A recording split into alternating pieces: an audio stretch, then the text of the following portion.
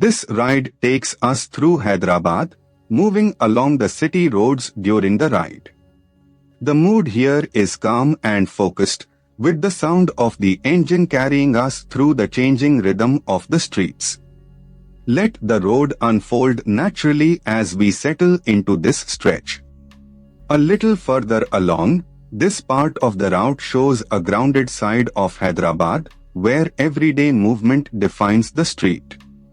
Shops, side lanes, and passing vehicles build a sense of momentum, and the pace stays steady.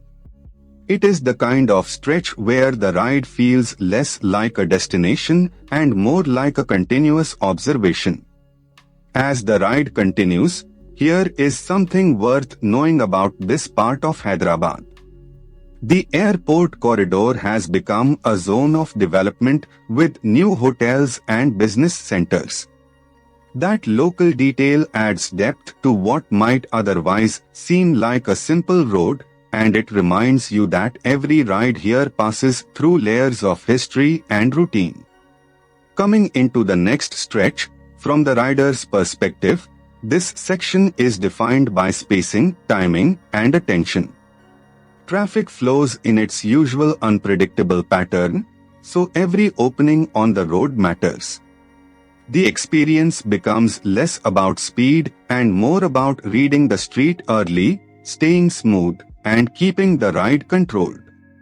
Further down the route, as the route continues, the presence of modern financial district gives this stretch a stronger sense of place. Landmarks like this help anchor the ride because they turn a moving sequence of roads into something memorable. With the road opening ahead, the atmosphere here changes with the hour, and the weather adds its own character to the ride. The road noise, light, and movement around the bike all combine into a very specific riding mood. That is what makes city POV footage work best when the narration supports the scene.